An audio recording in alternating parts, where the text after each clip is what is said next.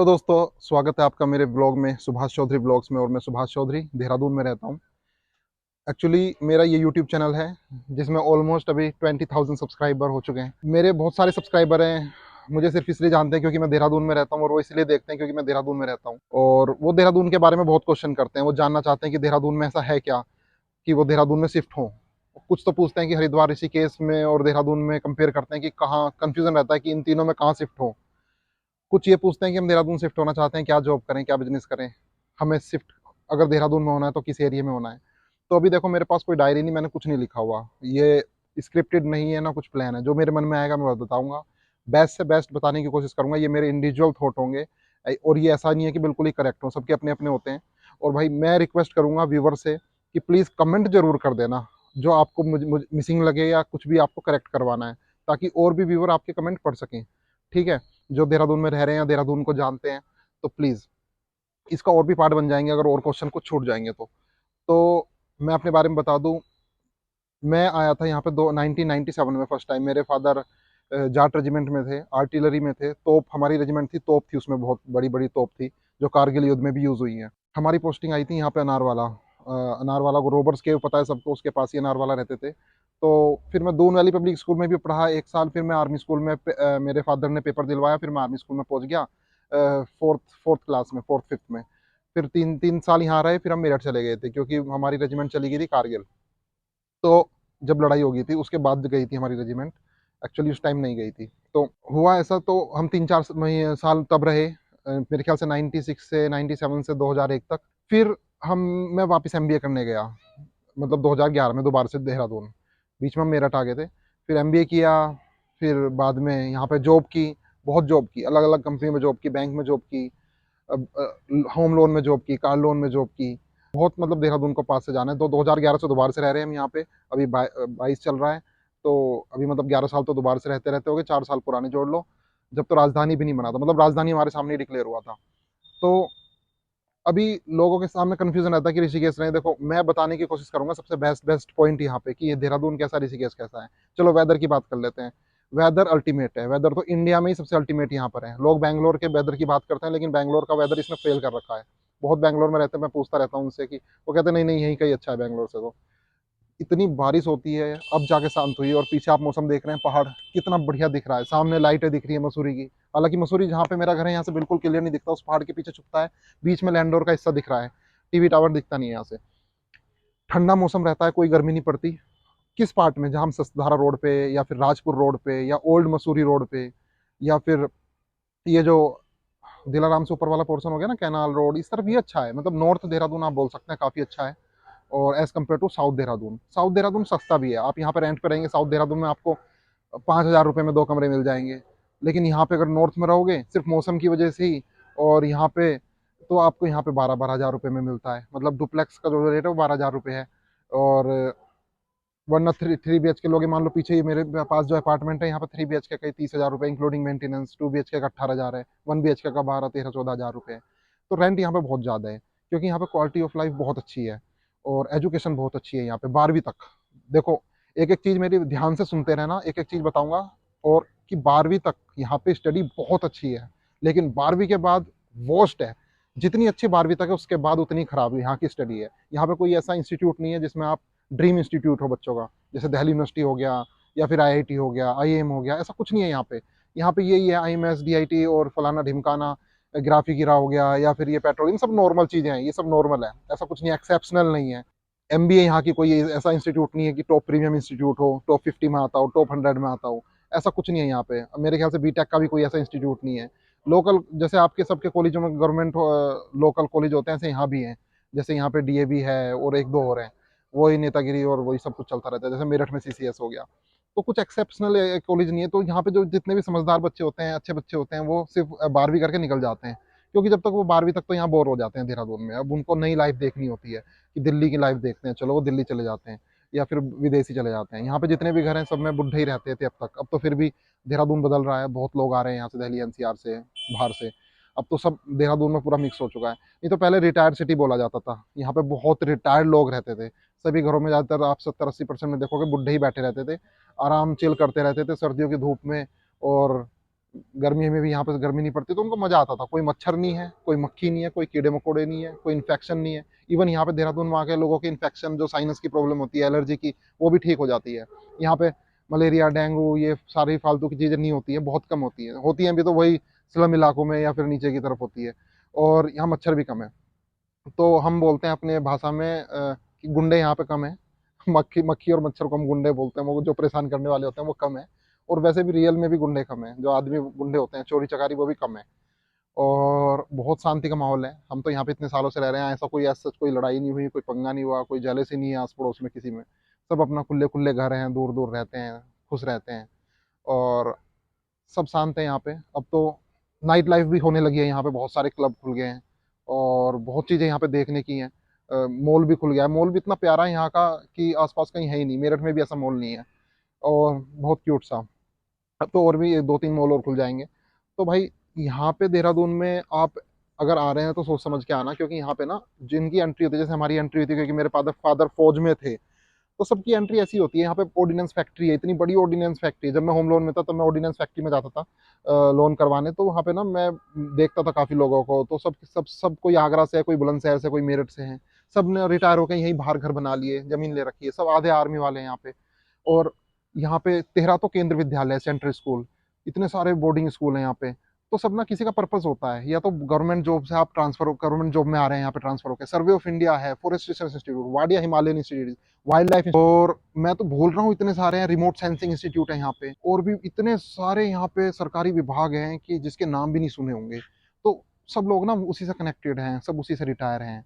कोई LIC से retire, कोई बैंक से रिटायर है, या कोई ट्रांसफर होकर आ रहा है। जो एक बार देहरादून आ गया ना, वो वापस नहीं जाता यहाँ से, क्योंकि यहाँ का माहौल ही इतना बढ़िया है, उनको कोई जाना नहीं चाहता यहाँ से। तो सभी कुछ ना कुछ पर्पज से गवर्नमेंट जॉब से कनेक्टेड है सब। और जो प्राइवेट है भैया, देखो वो सर्वाइव करता है। यहाँ पे प्राइवेट जॉब का हिसाब किताब बता दूं, मैं खुद ही बता दूं, मैंने MBA की थी यहाँ पे। तो यहाँ पे MBA वालों के लिए, बीटेक वालों के लिए कोई ऐसा कोई जॉब नहीं है। यहाँ पे जॉब किस तरह की है, यहाँ पे शोरूम खुले हुए हैं। शोरूम में लग जाओ भाई, लाला के अंडर में लग जाओ आप, या फिर किसी कंपनी में, किसी प्राइवेट कंपनी के अंडर में भी छोटी मोटी जॉब है। यहाँ पे जो जॉब का मैं आपको सैलरी बता दूं, यहाँ पे क्या सैलरी है। यहाँ पे 8,000 से लेकर 10, 12, 13 तक सैलरी है। तब तक आप बिल्कुल ही एक्सेप्शनल कुछ चीज़ ना हो, या तो आप डॉक्टर ना हो, या आप आर्किटेक्ट ना हो, कुछ अपना ही काम, अपना ही पूरा एक्सपीरियंस लेके ना यहाँ पे आ रहे हो। तो जब तक ऐसे ही रहता है यहाँ पे हिसाब किताब। लेकिन मौसम मैंने बता दिया, मौसम ऋषिकेश से, हरिद्वार से लाख गुना अच्छा है। बहुत शांति है, बहुत सुकून है वहाँ के मुकाबले। अब बात करते हैं ऋषिकेश में। ऋषिकेश में स्पिरिचुअलिटी, अगर आप बिजनेस पर्सन है तो भाई देहरादून फेल कर दोगे ऋषिकेश में। ऋषिकेश में होटल चलते हैं और इतनी सारी चीज़ें चलती हैं वहाँ पे। अगर आप टूरिस्ट से पैसा कमा रहे हो तो वहाँ पे ज़्यादा कमाओगे। 4 धाम की यात्रा वहाँ से चलती है, बाइक रेंटल, स्कूटी रेंटल, हज़ारों चीज़ें हैं वहाँ पे करने की। फॉरनर वहाँ पे आते हैं। लेकिन ऐसा यहाँ पे कुछ नहीं है। यहाँ पे आपका होटल बिजनेस पता नहीं इतना अच्छा चले ना चले, आपका कोई बाइक रेंटल अब तो लोगों ने शुरू कर दिए हैं। अब बहुत अंतर है ऋषिकेश में और देहरादून में। Rishikesh total pure business city है। वहाँ पे आप अलग ही पैसे कमा जाओगे। लेकिन यहाँ पे आप उस हिसाब से नहीं पैसे कमा पाओगे। आपको हर एक शहर को समझना पड़ेगा कि अंतर क्या है। अगर आप प्रोफेशनल हैं तो आप यहाँ पे आइए देहरादून में। अगर आपको टूरिज्म से कोई मतलब नहीं है, आपके पास एक मजबूत जरिया है पैसों का। यहाँ पे मैं बता दूं, यहाँ पे कौन कौन लोग हैं जो मेरे जानने वाले हैं, एक दो, वो उनके पास बहुत पैसा है जो यहाँ पे आते हैं। यहाँ पे जिनके पास थोड़ा कम पैसे, मिडिल क्लास, तो बहुत कम मूव करते हैं देहरादून की तरफ, क्योंकि यहाँ पे सर्वाइव करना मुश्किल हो जाता है। और सॉरी, मुझे नहीं पता कि मैं दिख पा रहा हूँ नहीं दिख पा रहा, लेकिन आप सीनरी का एंजॉय करिए।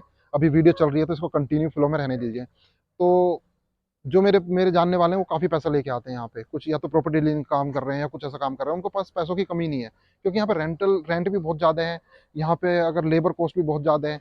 यहाँ पे अगर किसी को आप बुलाएंगे, मैकेनिक को, बिजली वाले को, या फिर प्लम्बर को, वो 500 रुपये ले जाएगा। लेकिन हमारे उधर मेरठ वगैरह में तो बेचारा 50 रुपये में भी ठीक कर, साइकिल पाएगा 50 रुपये में ठीक करके चला जाएगा, कुछ भी चीज़ 50 में, 100 में। लेकिन यहाँ पे 3 गुना 4 गुना हर चीज़ का दाम महंगा है। ऐसी एजुकेशन यहाँ पे महंगी है। अगर आप अपने बच्चों को पढ़ा रहे हैं यहाँ पे, तो अपने बच्चों को भाई बेस्ट है। अच्छे कॉलेज है यहाँ पे, स्टेडियम है। फुटबॉल का ज़्यादा स्कोप है यहाँ पे, इतना बाहर नहीं, किसी और उसमें नहीं है सिटी में जितना यहाँ पर है फुटबॉल का स्कोप। यहाँ पर स्टेडियम है, पिक्चर हॉल्स हैं, PVR हैं, सब कुछ है, जो कि आपको ऋषिकेश में नहीं मिलेगा, या फिर जो कि आपको हरिद्वार में नहीं मिलेगा। हरिद्वार एक डिफरेंट काइंड ऑफ सिटी है, वहाँ पे भी पूरा टूरिज्म से कनेक्टेड है वो।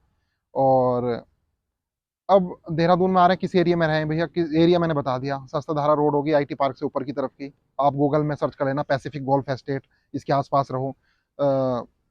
DPS, Delhi public school search कर लेना गूगल मैप पे, दिल्ली पब्लिक स्कूल देहरादून, उसके आसपास रहो। डीपीएस के आसपास का एरिया सुपर्ब है, स्थल विलेज सुपर्ब है। यहाँ पे खलंगा के पहाड़ हैं आसपास, या फिर ये old Mussoorie road road Rajpur road ऊपर की तरफ रहो, जहाँ पे जंगलों के आसपास, या फिर मालसी फॉरेस्ट के आसपास, या फिर पुरकुल हो गया, उस तरफ थोड़ा सा ठीक है माहौल, अच्छा माहौल है। वैसे सबसे अच्छा माहौल अगर बेस्ट कहो तो मैं तो यही बोलूंगा पैसिफिक गोल्फ एस्टेट के आसपास ही सबसे अच्छा माहौल है, जहाँ पे किरसाली चौक हो गया, या फिर डीपीएस दिल्ली पब्लिक स्कूल है देहरादून का, ये सबसे बेस्ट एरिया है रहने के लिए। और जाखन अच्छा है, जाखन भी बहुत अच्छा है, जिसको थोड़ा सा शहर के टच में रहना है वो जाखन में रह सकता है। हम तो हल्का सा आउट स्कॉट में, तो है पूरा देहरादून ही है। तो यहाँ पे बिजनेस लोगों के हजारों कैफे रेस्टोरेंट लोग सबसे पहले यही खोलते हैं और फेल होते हैं। बहुत ही कम लोग हैं जिनके सक्सेसफुल होते हैं। मेरे भी दोस्त हैं, अभी से एक भाई, वो कब से उन्होंने वहाँ पे दिल्ली शिक्षा कॉर्नर खोला हुआ है। वो हमेशा ये बोलते हैं इतने साल हो गए भाई, सर्वाइव ही कर रहे हैं, अभी कुछ बच नहीं रहा उससे। तो यहाँ पे किस तरह के लोग शौकीन है, जैसे बोलते हैं कि यहाँ पे थोड़ा सा पहाड़ी एरिया, तो पहाड़ में थोड़ा सा मीठे के कम शौकीन होते हैं, तीखे के ज्यादा होते हैं। जैसे मोमो चाउमीन ज्यादा खाते हैं यहाँ पे लोग, तो मीठे जलेबी रसगुल्ले ये सब थोड़ा कम चलता है, ये हमारे उधर चलता है। जैसे मेरठ की तरफ चलता है शुद्ध सरसों का तेल खाना है भैया, हमें तो शुद्ध खाना है, घी खाना है। तो वो थोड़ा सा इस तरफ कम है देहरादून में। तो अपने बिजनेस को अगर ओपन करो तो ये सब माइंड में रख के ओपन करना। और मैंने आपको बता दिया जॉब बहुत कम सैलरी है यहाँ पे, क्योंकि हर जगह एक कहावत है, जहाँ जितनी धूल उतना पैसा। आप दिल्ली गुड़गांव में जाएंगे धूल मिलेगी, नोएडा में धूल, गुड़गांव में धूल, लेकिन वहाँ पैसा है। यहाँ पे धूल नहीं है, यहाँ पे पैसा कम है, यहाँ पे शांति ज़्यादा है। तो हर चीज़ हर जगह नहीं मिलती है भाई, तो अपने हिसाब से आना। और भाई एक चीज़ और है, सबसे अच्छी चीज़ है, कहीं भी जाओ किराए पे रह लो, जाके किराए पे रहो रहो 1-2 महीना, इतना टाइम होगा। वैसे तो लोगों के पास इतना टाइम नहीं होता कि पहले किसी शहर में जाएं किराए पे रहें और फिर वापस आ जाएं एक्सपीरियंस करके, क्योंकि वो भी कुछ ना कुछ बिजनेस कर रहे होते हैं, किसी काम धंधे से जुड़े होते हैं, ऐसे जा नहीं सकते। तो लेकिन ये ट्रिक बढ़िया है, अगर आपको परमानेंट ही आना है तो पहले किराए पे आ जाओ, देख लो भाई, 1-2 महीने रह के आपको पता चल जाएगा यहाँ की हकीकत। मेरे खुद जानने वाले हैं, आशीष जी का एग्जांपल दूंगा, जिन्होंने यहाँ पे अपना 2 BHK फ्लोर मैंने यूट्यूब पे भी दिखाया था, उन्होंने सेल करा था, उन्होंने बनाया था अपने लिए, खुद को रहना था उसमें, अपने भी बच्चों को लेके आ गए थे, सब खुश थे, रह रहे थे, लेकिन कुछ दिन में ही बोर हो गए, क्योंकि कुछ नहीं है यहाँ पे करने के लिए। वैसा माहौल नहीं है जैसा आपको दिल्ली वगैरह में मिलेगा। सब सब हंस रहे हैं, बोल रहे हैं, सब इतने सारे दोस्त, इतनी सारी कम्युनिटी, सोशलाइजेशन यहाँ पर कम है, बहुत ज़्यादा है, बहुत कम है। तो यहाँ पे नेचर है, हवा अच्छी है, लेकिन आदमी कम है बात करने को। तो वो माहौल नहीं है यहाँ पे, उस तरह के आदमी नहीं है। तो वो ना आशीष जी बोर होके फिर वापस ही चले गए, तो उन्होंने छोड़ ही दिया देहरादून 2-3 महीनों में, क्योंकि मन ही नहीं लगा, बच्चों का भी मन नहीं लगा, कोई आसपास में भी खेलने के लिए ऐसा कुछ था नहीं। जहाँ मैं रहता हूँ यहाँ भी ऐसा कुछ नहीं है, जहाँ इससे पहले रहा था वहाँ भी ऐसा कुछ नहीं था। तो बहुत, हमें तो पता है कि हम कैसे रह रहे हैं यहाँ पे, अपना आराम से रह रहे हैं, लेकिन सब ऐसे नहीं रह सकते। तो ये सारी चीज़ें भाई ध्यान में रखना।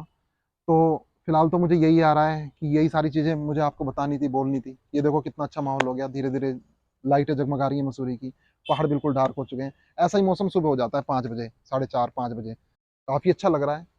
देहरादून में से विंटर लाइन बहुत अच्छी दिखती है यहाँ से, अभी अक्टूबर में बिल्कुल क्लियर हो जाएगा मौसम। इस तरफ सनसेट होता है ना, मसूरी से विंटर लाइन बहुत क्लियर दिखती है। तो देहरादून में सबसे पास में मसूरी है, मसूरी घूम लो, रोबर्स केव घूम लो, कोई भी गेस्ट आ रहा है उसको घुमाओ, अपने आप घूमो, इतना सारा कुछ है यहाँ पे रिकॉर्ड करने के लिए, घूमने के लिए। लेकिन इससे भी ज़्यादा ऋषिकेश में है। वहाँ पे तो इतनी सारी गुफाएं, वाटरफॉल और आश्रम, मतलब मज़ा आ जाता है। मुझे तो एज ए यूट्यूबर वो ज़्यादा अच्छा लगता है ऋषिकेश, यहाँ पे थोड़ा सा कम लगता है। तो ठीक है, मेरे ख्याल से इस वीडियो में तो मेरे को इतना ही बताना था। अब आपको कुछ और पूछना है तो कमेंट कर देना, मैं और भी उनको इकट्ठा कर दूंगा, नेक्स्ट वीडियो बना दूंगा। और किसी कुछ रह गया है, कुछ मैंने गलत बोला है तो भाई उसको भी करेक्ट कर देना कमेंट में। फिलहाल तो इस वीडियो में इतना ही था, मिलते हैं नेक्स्ट वीडियो में। Till then bye bye, take care.